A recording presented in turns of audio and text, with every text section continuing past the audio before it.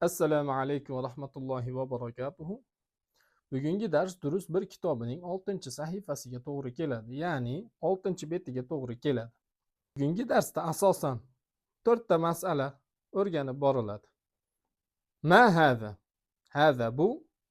Ma ismi istifham deyiladi. O'zbek tiliga tarjimasi nima degan ma'noda. O'zbek tilida so'roq uchun ishlatiladigan olmoshlar va so'roq uchun ishlatiladigan ko'makchilar bor. Arab tilida ham shunday. So'roq uchun ishlatiladigan ismlar va so'roq uchun ishlatiladigan harflar bordir. Ismi istifham ma bilan asosan aqlsiz narsalar so'raladi. Masalan, u aqlsiz narsa jonivor bo'lishi mumkin. Ma hada? Bu nima? Hada qittun. Bu mushuk. Yoki umuman jonivor bo'lmay narsa buyum ham bo'lishi mumkin. Ma hada? Bu nima? Hada baytun. Bu uy. Ma hada? Bu nima? Hada qalamun.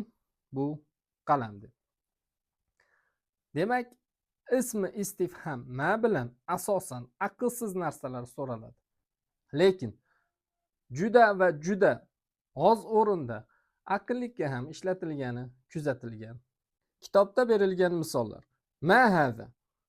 Bu nima? Hada baytun. Bu uy. Ahada baytun. Ikkinchi o'rganiladigan masala hamza. Harf istifham. Mi qo'shimchasi.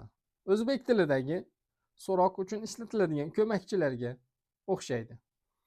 Hamza harf istifham bilan aqllik ham, aqlsiz ham, jonivor ham, jonsiz ham yoki umuman ish harakat ham so'ralishi mumkin. Masalan, aqllikka misol ahada hamidun. Bu hamidmi? Bu yerda shaxs so'ralmoqda. Ya'ni aql sohibi. Ahada qittun. Bu mushukmi? Bu yerda aqlsiz lekin jonivor so'ralmoqda. Ahada baytun. Bu uymi? Bu yerda narsa buyum so'ralmoqda. Yoki biz hali kitobda o'rganmagan bir ish harakat ham so'ralishi mumkin. Masalan, azahabta ilal madrasati al-yawma? Sen bugun madrasaga bordingmi deb borganligini haqida so'ralmoqda.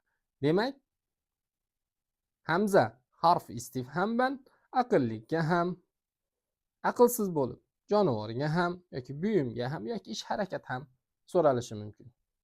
Ahaza baytun. Bu uymi? Naam, haza baytun. Uchinchi o'rganiladigan masala naam. Harfi javob musbat. Ya'ni musbat javob berishlik uchun, tasdiqlashlik uchun keltiriladi. Ha degan ma'noda. Bir so'rovchi ikkilanib, ahaza baytun, bu uymi deb so'rasa, javob beruvchi naam, haza baytun, ha deb uy ekanligini tasdiqlab musbat javob beradi. Demak, naam harfi javob musbatdir. Ma hada? Bu nima? Hada qamisun. Bu ko'ylak.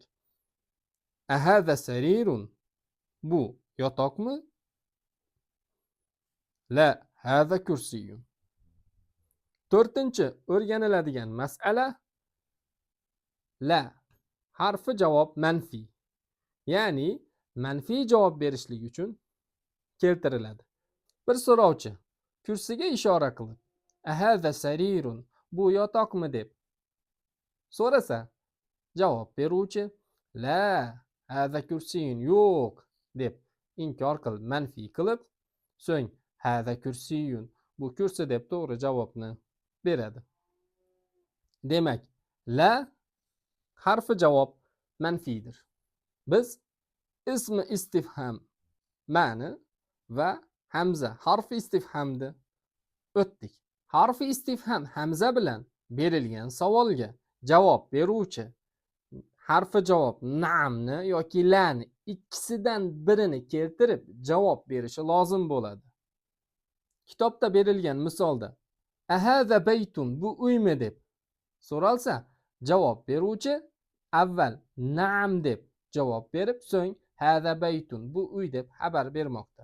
Yoki keyingi misolda ahada sarirun, bu yotoqmi deb so'ragan savolga javob beruvchi avval la deb harfi javobni keltirib, so'ng hada kursiyun, yo'q, bu kursi deb javob bermoqda. Demak, hamza harfi istifham bilan so'ralgan savolga javob beruvchi yo na'am yo la degan harfi javob ikkisidan birini keltirib javob berishi lozim bo'ladi. Ammo ismi istifham ma bilan so'ralgan savolga na'am yoki lani keltirmaydi, balki to'g'ridan to'g'ri xabar berib tushuntirib javob berishi mumkin. Kitobda misolda ma hada, bu nima desa, hada baytun deb uy ekanligini xabarini bermoqda. Ma hada, bu nima deb so'rasa, javob beruvchi hada qomisun, bu ko'ylak deb ko'ylak ekanligini xabarini berib tushuntirib javob bermoqda. Xullas, hamza harfi istifham bilan berilgan savolga harfi javob na'am yoki la ikkisidan biri keltiriladi. Ma ismi istifham bilan berilgan savolga esa javob beruvchi to'g'ridan to'g'ri xabar berib tushuntirib javob beradi. Ahada miftahun, bu kalitmi? La hada qalamun, yo'q, bu qalam. Ma hada, bu nima? Hada najmun, bu yulduz. Tanbih: barcha istifhamlar gapning avvalida keladi.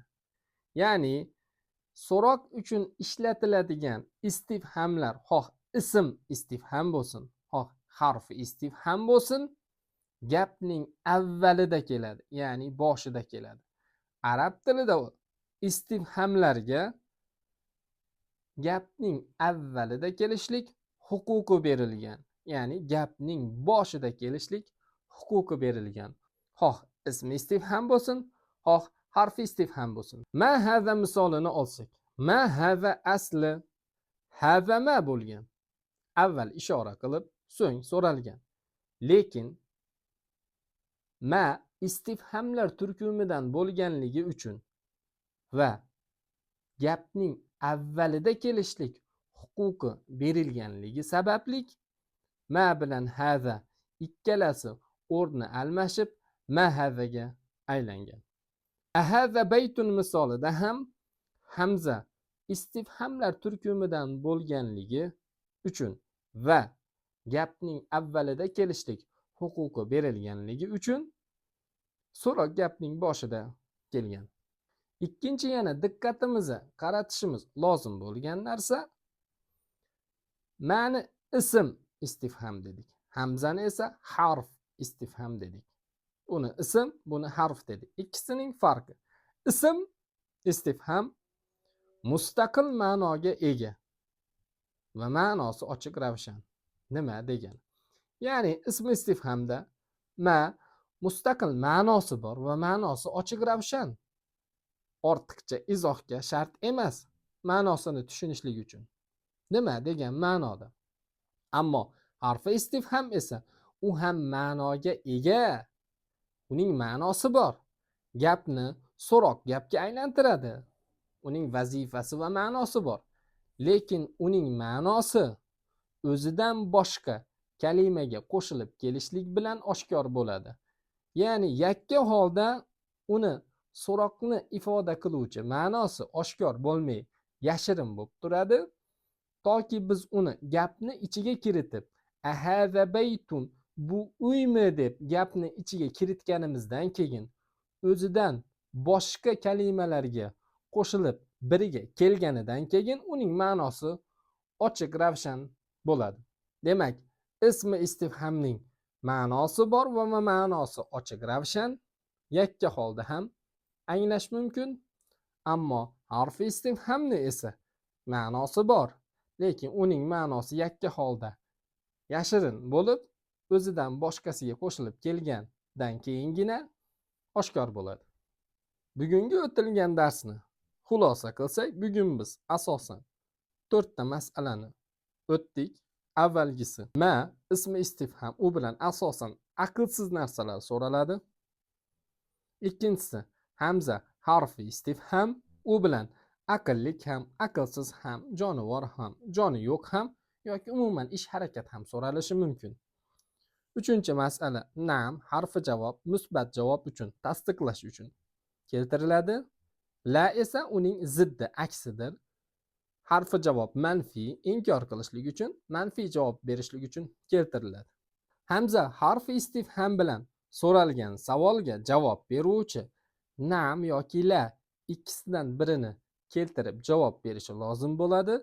Ammo ma ismi istifham bilan so'ralgan savolga javob beruvchi to'g'ridan to'g'ri xabar berib tushuntirib javob berishi mumkin. E'tibor berishi lozim bo'lgan masala barcha istifhamlar xoh ism bo'lsin, xoh harf istifham bo'lsin, ularga gapning avvalida kelishlik huquqi berilgan. E'tibor berish lozim bo'lgan ikkinchi o'tgan masalamiz ma ism istifham, hamza harf istifham. Ism istifham yakka holda ham ma'noga ega bo'lib va ma'nosi ochiq ravshan, hamza harf istifham esa ma'noga ega bo'lsa ham lekin yakka holda ma'nosi yashirin bo'lib qoladi. Assalomu alaykum va rahmatullohi va barakatuh.